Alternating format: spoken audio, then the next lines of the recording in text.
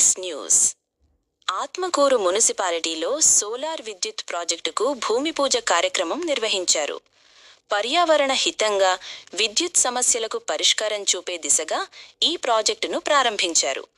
ఈ కార్యక్రమంలో కౌన్సిలర్ పుల్లరి భరత్, మహిళా సమాఖ్య అధ్యక్షురాలు ప్రశాంతి, ఏపీఎంసీసీ ప్రజాప్రతినిధులు, అధికారులు పాల్గొని సోలార్ శక్తి వినియోగం పెంచాలని సూచించారు. BS news.